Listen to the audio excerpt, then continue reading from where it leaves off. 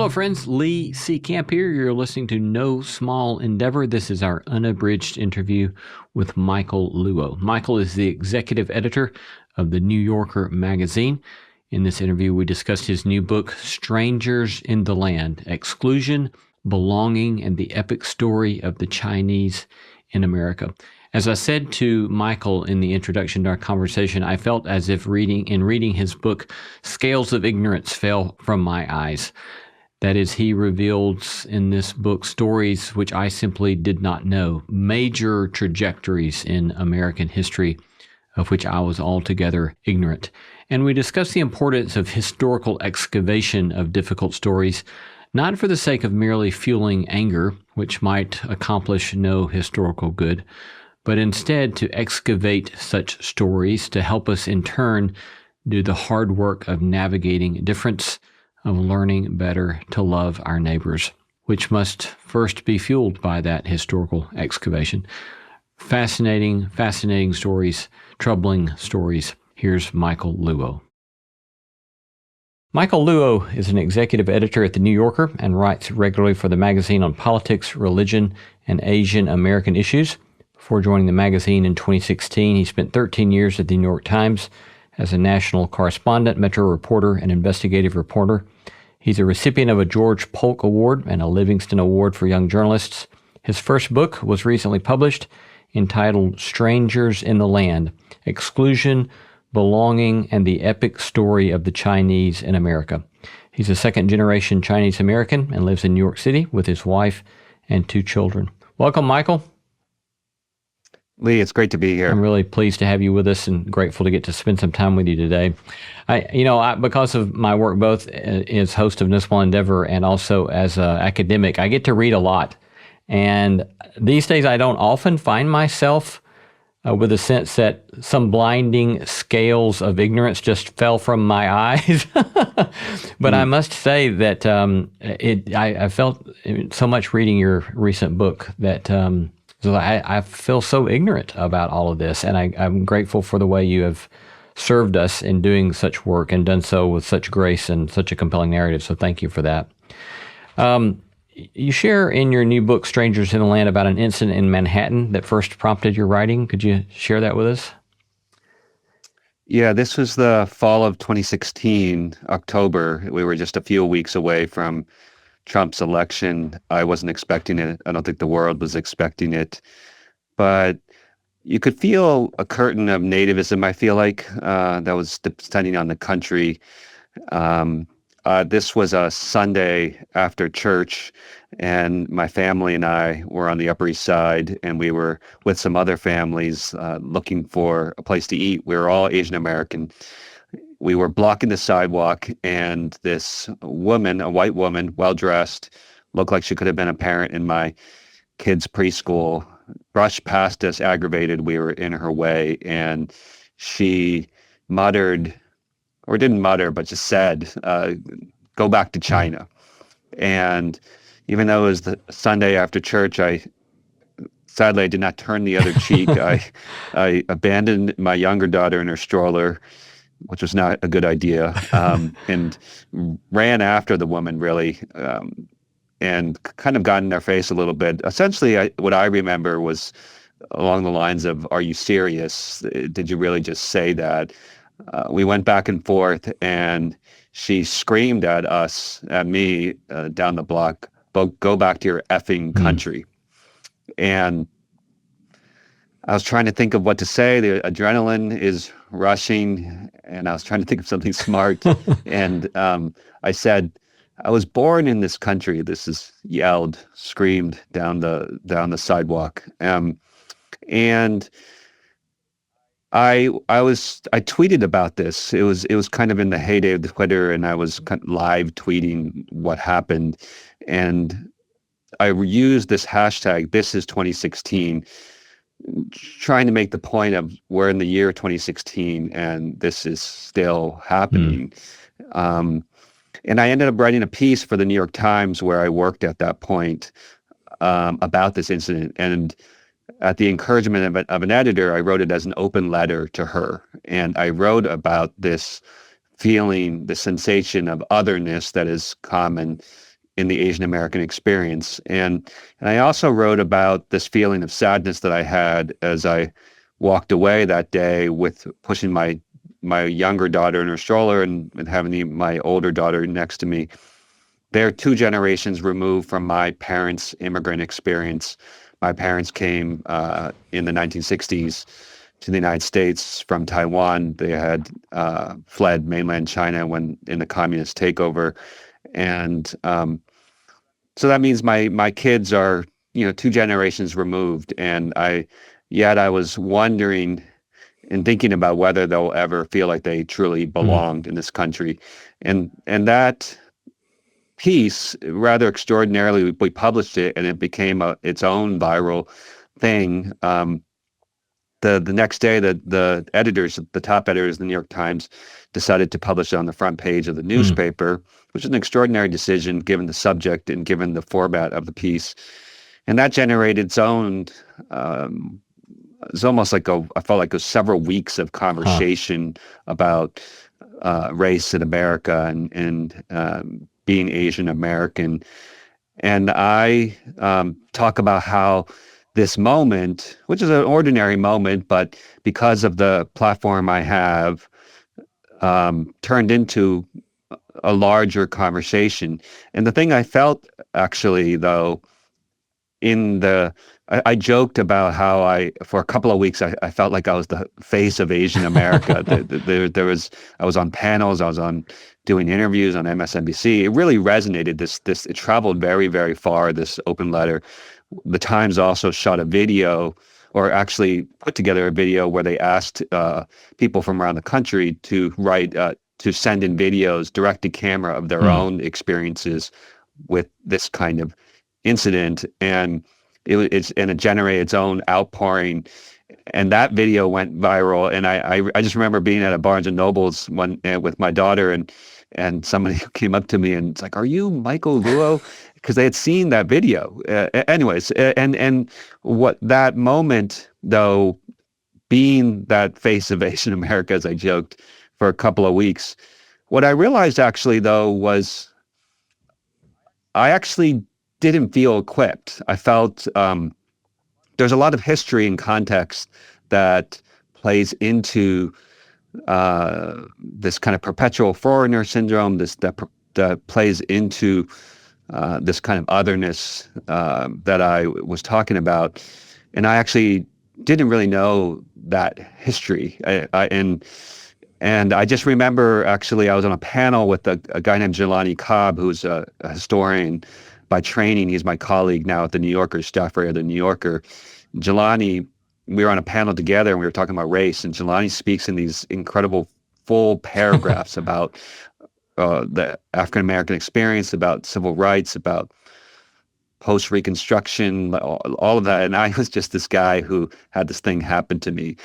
And that stuck with me. And that came a couple of years later. I went to the New Yorker and the pandemic happened, and we experienced that surge in violence against Asian Americans during the pandemic. And I wrote a piece for the New Yorker that drew on this history. And in some ways, this book that I wrote and is kind of my response to that moment that happened to me, and my desire to know that history for myself and to convey it to a broader audience. Yeah, thank you.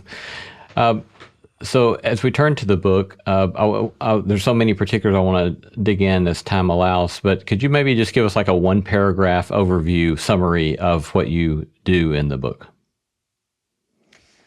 Yeah, the book, my elevator pitch for the book is that it's a narrative history of Chinese exclusion in America from the gold rush to the 1960s when my parents came to America. The Chinese immigrants started to come to the United States in large numbers in the gold rush, and it was this global migration around the world. All these people from European backgrounds to Black Americans to Chinese to there are these people called Californios who are Mexican settlers of California. There were indigenous people it was this unprecedented global migration to the Pacific coast, as it was called back then. And to me, it was this extraordinary experiment in truly multiracial democracy that we had not experienced up to that point. And my book tells the story of how we fared in that experiment. The story, as I indicated there, as I was opening, I think the overarching story of exclusion was I knew very little about it, and I certainly knew I think nothing about some of these horrific instances of such sharp violence and such widespread instance of such violence. But kind of maybe give us some particulars of what did this work of exclusion look like in some of its particulars? Yeah.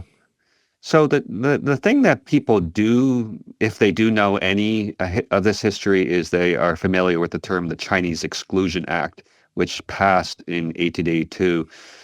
And it was a law that barred Chinese laborers from entering the country for 10 years. And this represented the culmination, particularly in the 1870s, of there was an economic downturn in the 1870s, and it really caused this anti-Chinese movement to really accelerate as there were just legions of laborers, white working class people who were out of work in California, and they were also joined by, I think, small business owners, others who felt, I think, kind of stuck economically, and the country was deeply polarized between Democrats and Republicans, and both parties.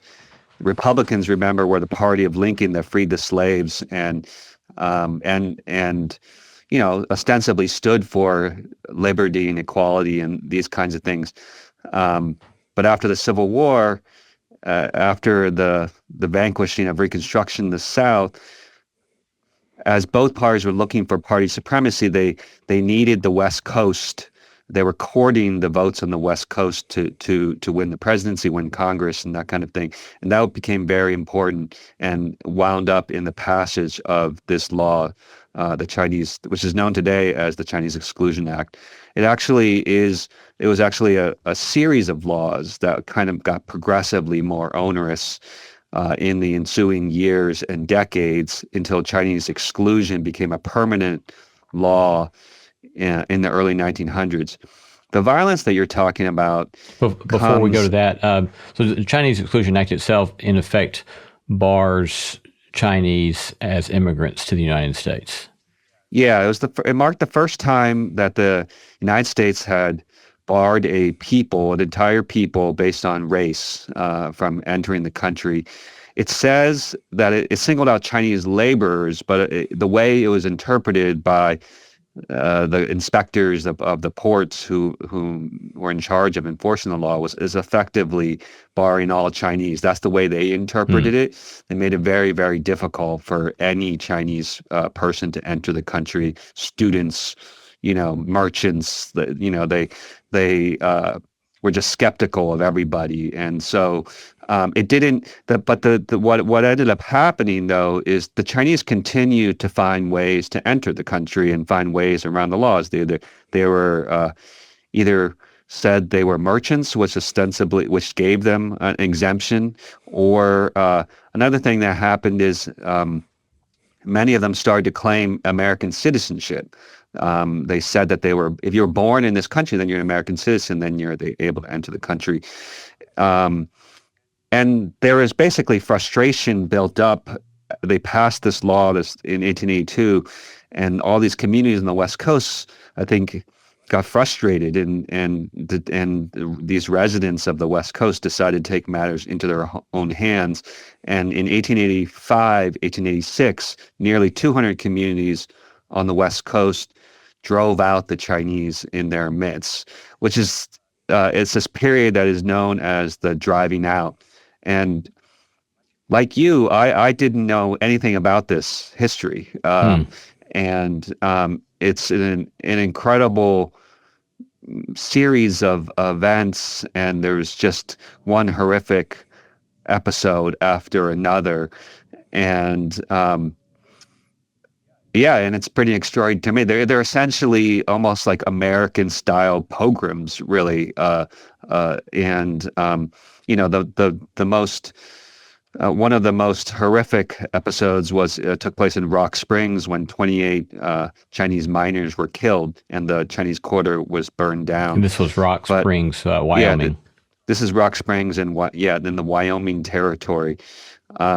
So that driving out period is the emotional heart of the book. But in the end, they didn't succeed. The aim of these people was to expel the Chinese and to drive them from the country, but the Chinese persisted, and in the 20th century, their numbers started to go up again. And to me, what I see is this incredible story of resilience and persistence in the face of bigotry and violence. Some of the parallels, it seems, between the 1870s, 80s, and our own day are just really remarkable. But you have well, rather than me recite them, what do you see as some of the most significant parallels between actual policies that were implemented in the 1870s and 80s and policies that are being experimented with again today? Oh, there are these, I don't know if you call them cliches or truths. Mark Twain supposedly said, although as far as I can tell, maybe it's apocryphal, that, history doesn't repeat itself, but it rhymes. And you see so much rhyming from this period.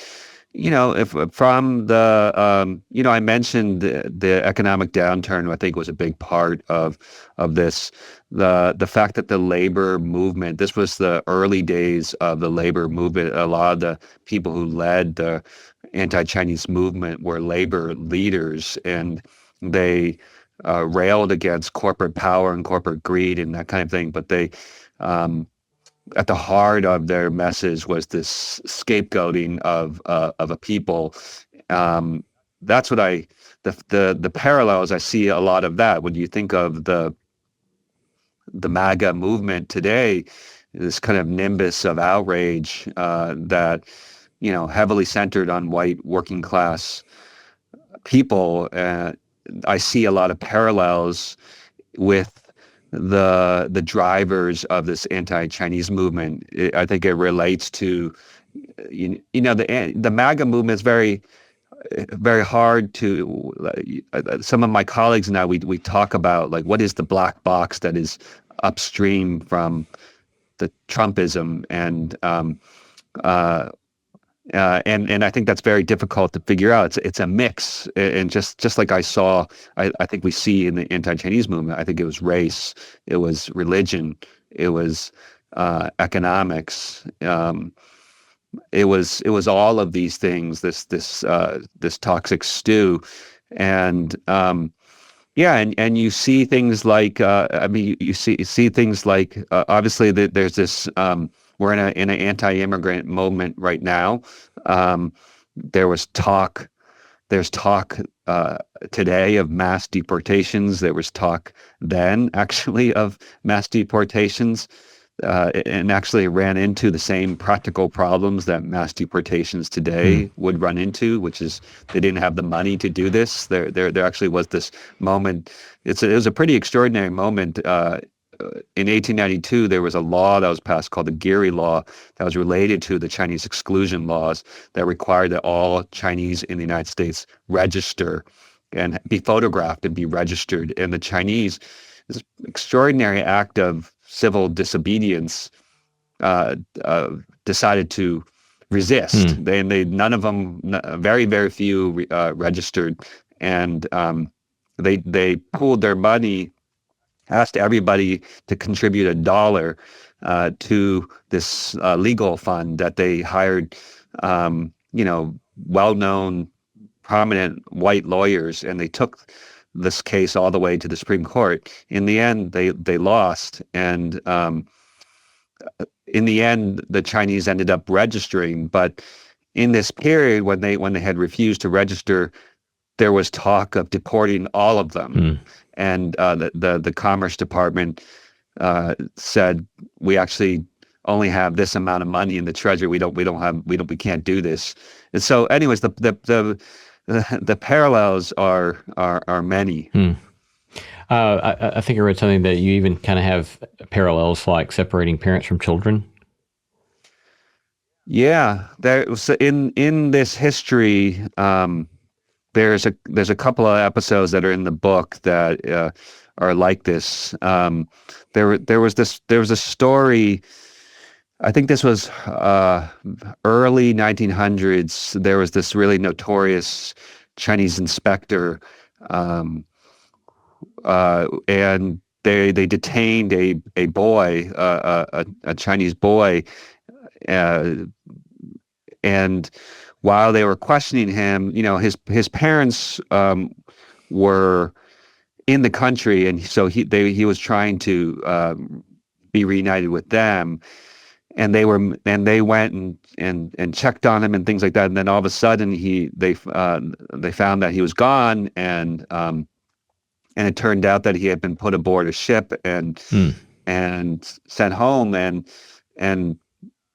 then somebody had seen him get off in Shanghai, I think it was, and so very similar stories of today. There was also a story that I tell in the book later at Angel Island, which became a place where a lot of Chinese were held and interrogated, of a woman who arrived with several of her children, and her husband was an American citizen and had died, and her children were born in America.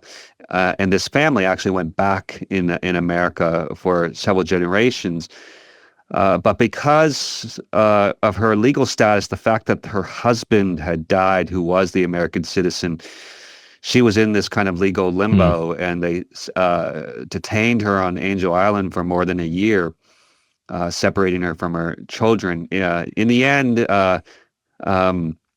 she was, in the end, paroled and kind of freed and reunited, and her family can now go.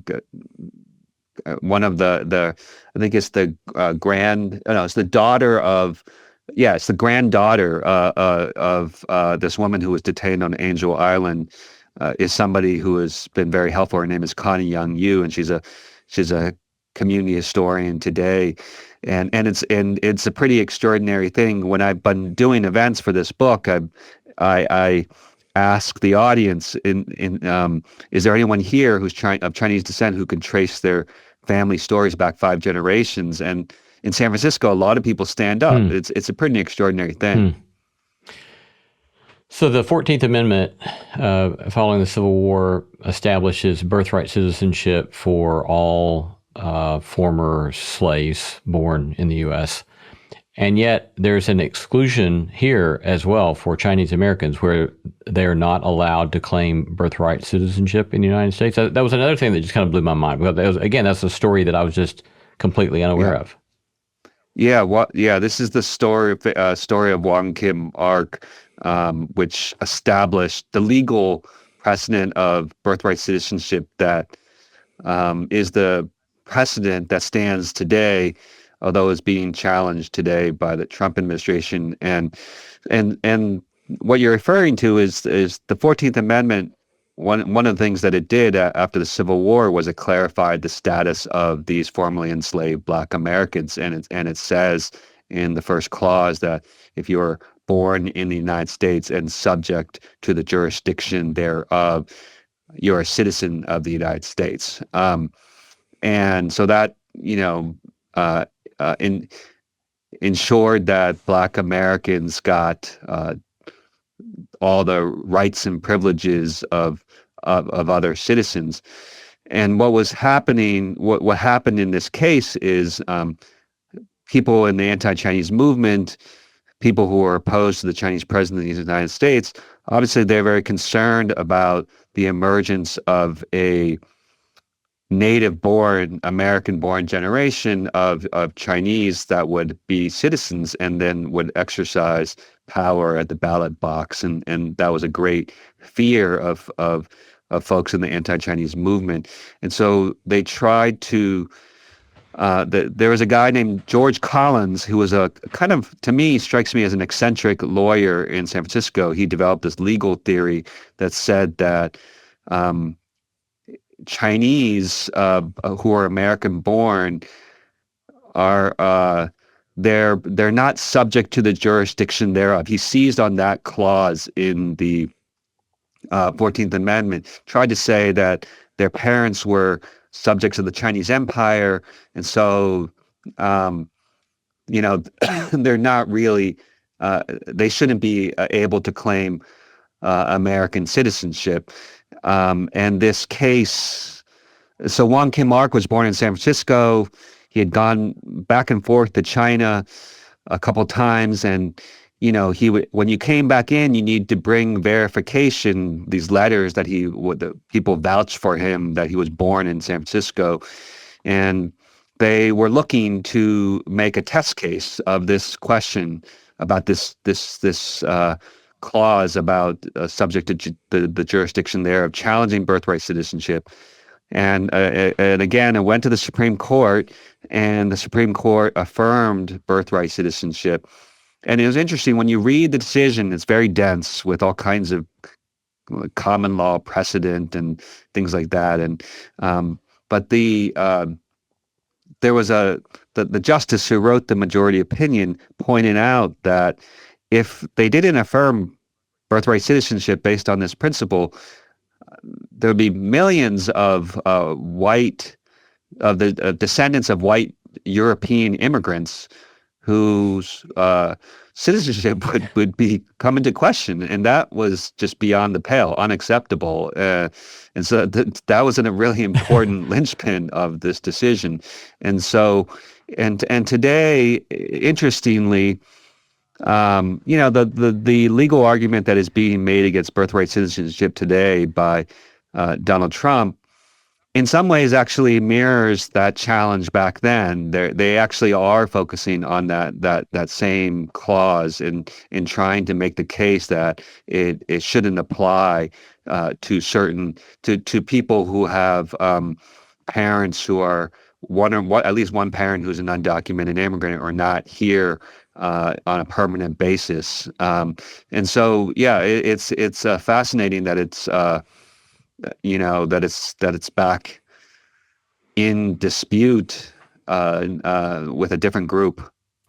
You noted a moment ago the parallels in economic anxieties between the late 1800s and our own day, and the way in which that has yielded anti-immigrant sensibilities, and yet at the same time that it was a misplaced anxiety, that it missed its mark. And you talked in the book about how expelling Chinese workers did not, in fact, help white workers. Could you unpack that for us a bit?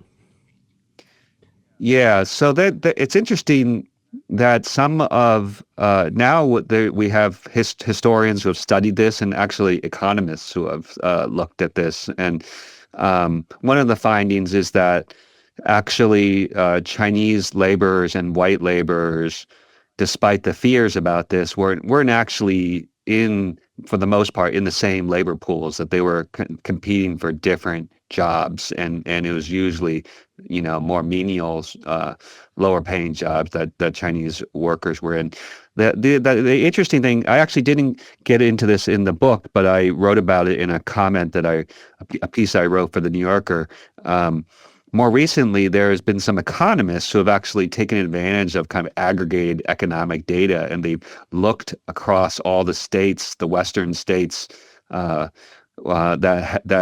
had a fair number of Chinese workers, and they looked at the outcomes for white workers after Chinese exclusion passed, and they found actually the economic outcomes were not better, and what their conclusion is that some of the things that were lost in terms things like synergies of effort, and when there are white workers and Chinese workers together in a factory or things like that, for a variety of reasons, uh, some of those advantages were lost after Chinese exclusion, and it actually didn't turn out to be a good thing for white workers. The passage of Chinese exclusion, which mirrors some of the studies today that talk about the importance of immigrants in the American economy today.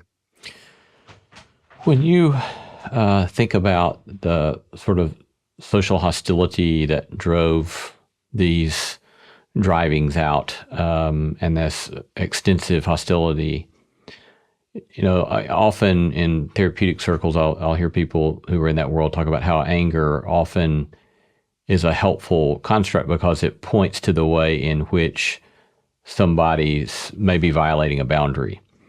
And so if we feel like somebody's violating something that's rightfully due to us, and anger can be our friend in helping us push back against that, or note to us that some sort of boundary needs to be redrawn. And here what we have is a sort of anger, a widespread anger, given what you just indicated, that simply is a misinformed emotional reaction, right? And so I wonder for you, somebody who's doing very high levels of journalism and often would be having your finger on the pulse of widespread social anger around whatever issue. As you look at that, how would you suggest that when we experience anger about some supposed social movement, what we should do with that, how we should interrogate that? That's a good question. I think the thing that I take away from working on this book and some reporting I've done in my past is that difference is hard. That you can sense it in yourself. Like, I mean, it's interesting. Even when I walk around Flushing, which is or Chinatown in New York, where there's a lot of Chinese immigrants, and I understand and speak Mandarin, although in some cases people are speaking other dialects, and you feel this difference, and I'm just saying that as another Chinese person, actually a person of Chinese descent, albeit somebody born in the United States. When you look at your friend groups, or you look at your churches, there's a reason why Martin Luther King said that Sunday mornings are the most segregated hour in America. I did a story once. I did a lot of writing on reporting. I did a lot of reporting on religion, and I did a story about Asian American churches that were trying to become multi-ethnic. And so these were, in many cases, the Asian American church starts as a Korean language or a Chinese language church, and then a second generation takes hold, and they're trying to, become not just a Korean church or Chinese church, and a multi-Asian, multi-racial, multi-ethnic church. And I was examining the phenomenon of why it was so hard, actually, for a lot of these churches. They have really struggled, and I think this truism that I'm talking about, that difference is difficult, is hard, is part of that explanation. And when I look at what happened on the Pacific Coast when the arrival of all of these people who spoke a different language, who looked different, they had cues, these braids, that because they were subjects of the Qing Empire, and the men were required to wear these cues. They had a different religion. They were a different race. And I think we have difficulty with that, human nature-wise, and I think also more on a macro basis, I think our democracy struggles with it.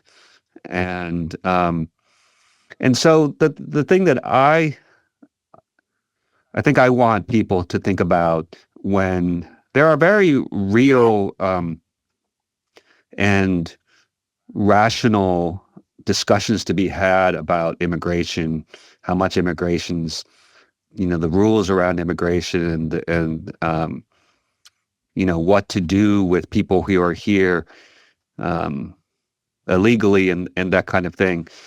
Um, or to just take another thing that's just very big in the news right now, which is um, the kind of crackdown on the decoupling that's happening with our relationship with China. And Marco Rubio, the Secretary of State, just said that we're going to aggressively revoke the visas of Chinese international students, those with affiliations with the Communist Party. Although I think almost everybody, if you dig deep enough in among Chinese international students, will have some connection to the Communist Party, or people who are in critical fields. So we are.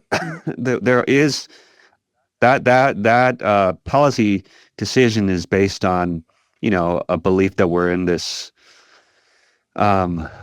competition with geopolitical competition for technology, military, and economic supremacy with China. The thing, though, that I know, and the thing that I'm afraid of, is the way this human nature creeps in. Also, I don't like to use the term white supremacy because I feel like it can it's sometimes overused, misunderstood, that kind of thing. But when I hear Rubio, when I see him doing this, or I see Trump talking about China, like when he says the word China, it just comes across as a sneer. That's what I hear. I just think that it's the lesson of history is that race is part of this. A lot of this discussion around cracking down on immigration relates to difference in race, and there's this question. I use this line from this novel, Interior Chinatown, as the epigraph to my book. The Interior Chinatown is this novel where this main character is a background actor in a TV show about a black cop and a white cop, and it's called Black and White, and it's kind of an indictment of the way race in America is viewed largely through the lens of black and white. The main character is a background actor who's generic Asian man. His greatest aspiration in life is to become kung fu guy. And he gives this soliloquy in a courtroom. It's kind of a imaginary courtroom scene, and he's making this argument in this court, and he says, who gets to be an American? What does an American look like? And then he goes on, well, why do we keep falling out of the story, even though we've been here nearly 200 years? And so that question of who gets to be an American, that's the thing that we've struggled with, for nearly since the birth of the Republic.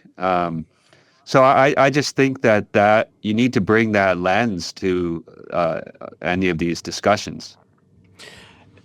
One of the things I found, these kind of inconsistent tensions in myself as I was reading much of your book, and that is that on the one hand, I surprisingly found this sort of perverse comfort in it, in that I didn't know all this stuff, and it's a horrible episode after horrible episode that was shocking to me.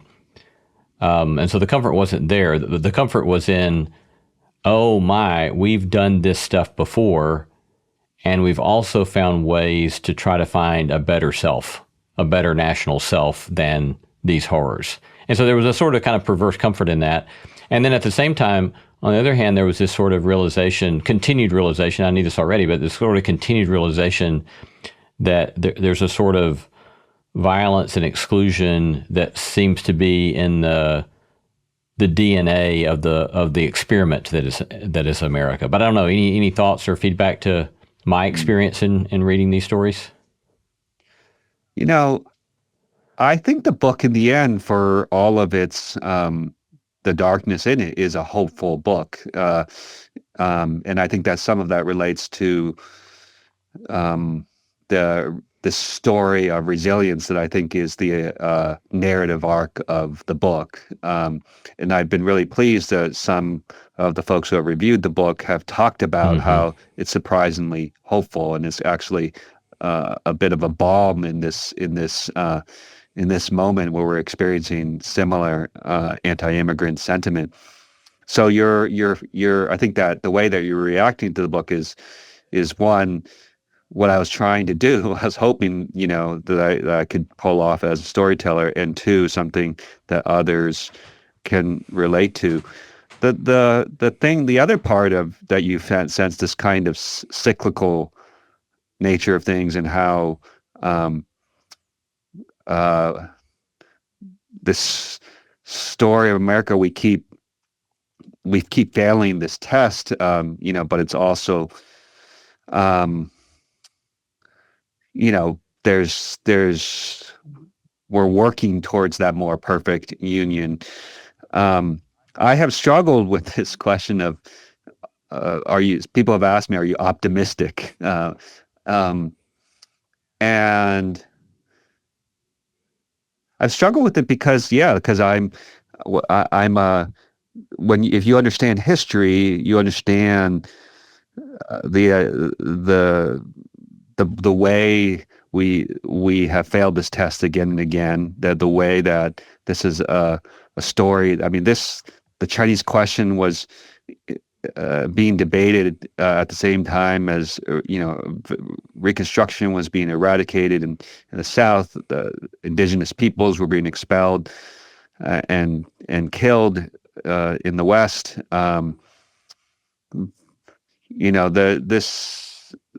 All of this stuff, this history, when that really kind of represented a testing of our founding ideals. All of this stuff was happening around the same time, and now all of these histories continue to refract in American life. But I guess I feel like we have no choice but to lean in and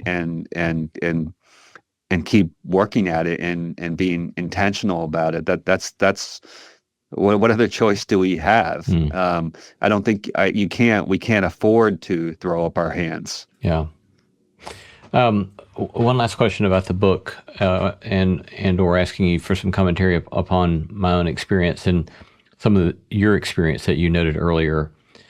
I grew up in Alabama and went to college, studied computer science, decided I was going to go to seminary.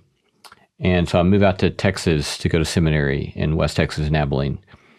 And my first year in seminary, I'm listening to a professor do some lecturing on the American Civil Rights Movement. And it starts talking about this episode of the firebombing of a bus in Alabama. And I start digging around, and I realize that infamous firebombing happened about 15 miles, 20 miles from where I grew up. And here I was in another state in my early 20s, and this was the first time I had ever heard this story that I remembered. And so I was just shocked at my ignorance of this, that so many people in the country knew, and yet there I was growing up there and didn't know it. It happened the year before I was born, but still I didn't know about it. And so then I'm reading the stories that you share of episode after episode of horrific violence, and it's completely new to me. And so I start wondering, what is there about? Is it simply white privilege, white Southern man privilege, that means I can get by fine without knowing these stories? But then I also heard you say you didn't know some of these stories as a Chinese American man, But I also began to wonder, well, you're also, if we can speak very bluntly, you're a Chinese American man who went to Harvard, right? And so there's a certain privilege there as well. So how would you account for the way in which such ignorance is effectuated or operates? Well, it's the way, I mean, history is written by the powerful, and the powerless are often left out of it. And so it takes real intentional work by great historians to excavate this history and to elevate the voices of the Chinese themselves, and all of those stories that we talked about. I think that there has been an intervention. For example, I feel like in the last couple of years there have been some big histories about indigenous people and Native American history that have made their way into, that have won prizes, have made their way into public consciousness, and they're trying to make that intervention that this history of indigenous people, Native Americans, is part of American history. And that's some of what I'm trying to do with this history for Chinese Americans, for Asian Americans, because so that the struggle for Asian Americans is one of invisibility, and I mentioned interior Chinatown, which is the way that race in America is often viewed solely through this lens of black and white, and where do Asian Americans fit in? I think that's part of it, and that's part of what I'm trying to do with this book. But this is also why these history wars that are happening right now matter, and the way history is told, it matters, and that, like I said, that line in Interior Chinatown of, we keep falling out of the story even though we've been here nearly 200 years. That's what I'm trying to do in this book, is write us back into the story. There is this kind of rallying cry these days of Asian American history is American history. And when I look at the world of books, and whenever I go to bookstores, I go to the history section, the nonfiction section, the history section. There are all kinds of books on Civil War, on World War II, Civil Rights era. I like to see there isn't usually a section for a book like mine, and I think this is a popular history. It's written in a narrative style that I think it's a compelling, a fast read, and just pulls you along. And I think of myself above all as a storyteller, and my hope is that the person who is just generally interested in that person, that dad. It's that Father's Day is coming up. That dad who's gonna, you might think of like, oh, you're gonna get them the World War II history. Maybe think about getting them Strangers in the Land. I understand that you became a Christian as an undergraduate at Harvard, and I'm wondering how, if at all, that factored into your decision to become a journalist. Yeah, I have always been an idealistic person. I don't know. I think just growing up, I was always interested in making a difference. I think when I became a Christian, it gave that kind of moral ambition, I think, which is so important. The thing that I worry about with young people, and the thing I'm passionate about, is like that is actually one of the great gifts of the job that I have as a journalist. Is I feel like it matters, and it makes a difference in people's lives, and allows me to live a life of moral ambition. One of my favorite verses is Micah 6:8. Oh man, what does the Lord require of you? To do justice, to love mercy, and to walk humbly with your God. That's been a life verse, and when I was in that kind of formative period in college and thinking about what I was going to do with my life, and it happened that I became a Christian in college. All of that stuff was happening in my life at the same time, and I was always a good writer. I read a lot as a kid. I didn't necessarily think I wasn't one of those people who always knew I was going to go into journalism. I actually thought I was going to do journalism for a little bit and then go to law school. Um, and I took a job after college at the LA Times and never looked back. Um, and and the thing I think that's really cool is if you're lucky, you get to be in a job in journalism where you can bring every part of you to the job, and I think I have, and this book is part of that. What would you say from your faith? How would you say that your faith sets for you some sort of lens for the particular stories in which you are especially interested? So the thing two things. Particularly when you start out in journalism, you don't get to choose what you cover. You're one of my jobs when I was early in my journalism career, I worked at Newsday, the newspaper on Long Island, and I covered the Suffolk County Police Department. And so one of the tasks that you did when you were the police reporter for Newsday on Long Island is we covered every single fatal car accident on Long Island. There's and I still remember because like there's in the system there was a slug, and and it would be LI stands for Long Island because the Long Island edition of Newsday, and then kind of like a little 4 letters that describes a story. So in my case, it was FATA, like fatal car accident. Wow.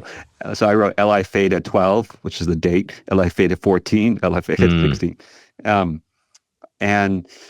I remember talking to my brother. I have a twin brother who's also a Christian, and he's a big part of the story, how I ended up becoming a Christian, about work and life, and we talked about. I was like, I don't know if I'm making a difference. I'm like, I don't know if like this feels like you're making a difference in people's lives, and I wasn't necessarily sure if I felt fulfilled by it. And one of the things that we talked about when I was doing these stories is that we give dignity. It's an opportunity to give dignity to people's lives. I started thinking about writing those stories about car accidents where people died as essentially being a professional obituary writer as a chance to give dignity to people's lives. And so I think there's a lot of journalism where you get a chance to do that. When you get further along in your journalism career, you end up having your career can go a lot of different directions, and you get choices about what you cover. And I became an investigative reporter, and that is a job where every single day you can feel great sense of moral purpose. I wrote a story about that early in my career that won me some awards about 3 poor Black people with low IQ who were in prison in Alabama for killing a baby that probably never existed. It's very complicated to explain, but the woman who was accused of killing this baby, had her tubes tied, and so it's highly unlikely that she had been pregnant. And so it was a story about Mm. forced confession, and the series that I wrote ended up resulting in two or three of them being freed, and one of them stayed in prison on some unrelated charge. But it's a great privilege to be able to, every single day that you go to work, to feel a sense of purpose. Mm. Have you felt any particular tensions between your faith and the work that you do as a journalist, either as an editor at making editorial decisions or in writing itself? I mean, the question that I'm always asked is sort of like, oh, like you've worked at the New Yorker or you worked in the New York Times. These are kind of secular, cosmopolitan kind of institutions, and like, what is it like to be a person of faith in that kind of environment?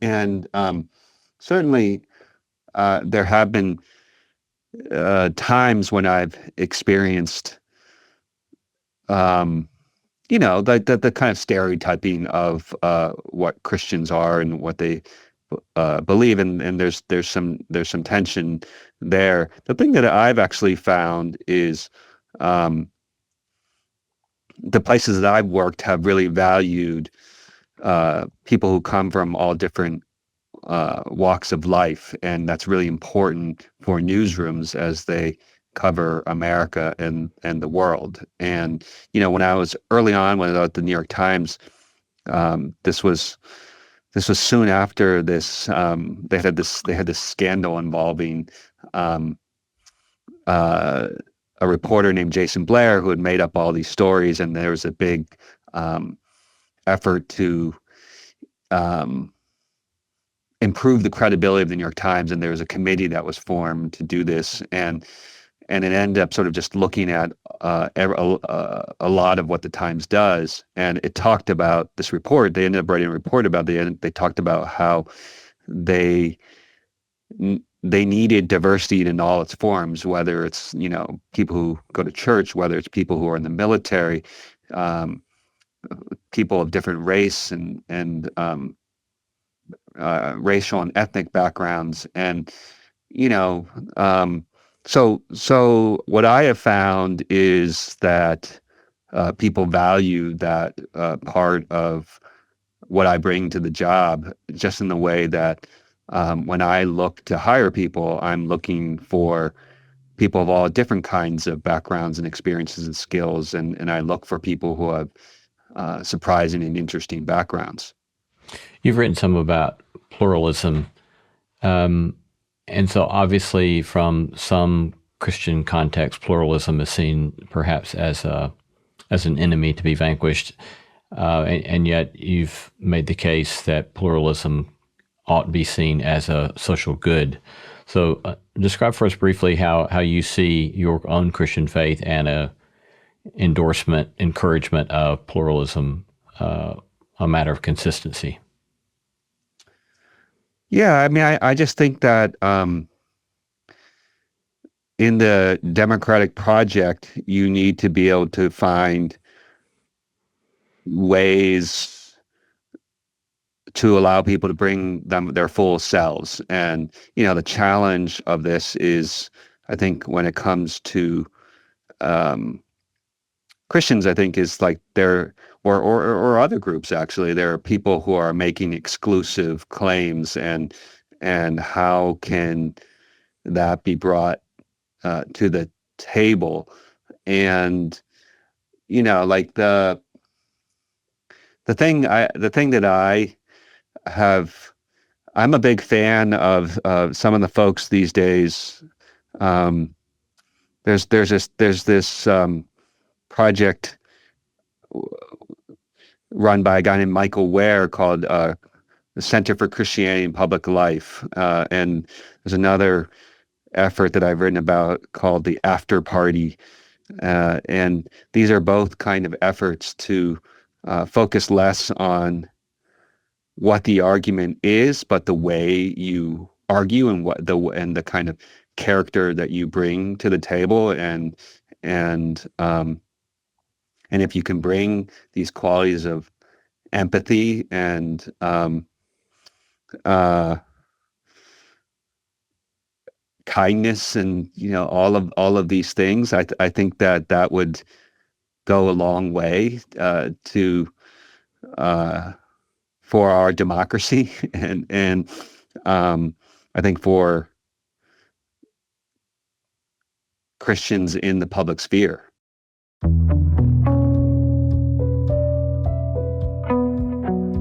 Been talking to Michael Luo, executive editor at The New Yorker, who writes regularly for the magazine on politics, religion, and Asian American issues. Recently released his first book, Strangers in the Land, Exclusion, Belonging, and the Epic Story of the Chinese in America.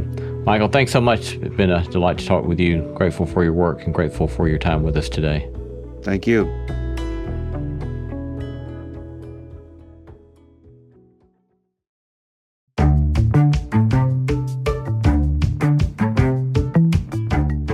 Our thanks to all the stellar team that makes this show possible. Christy Bragg, Jacob Lewis, Carriet Harmon, Jason Sheasley, Sophie Byard, Kate Hayes, Mary Evelyn Brown, and Audrey Griffith. Our theme song was composed by Tim Lauer. Thanks for listening, and let's keep exploring what it means to live a good life together. No Small Endeavor is a production of PRX, Tokens Media LLC, and Great Feeling Studio.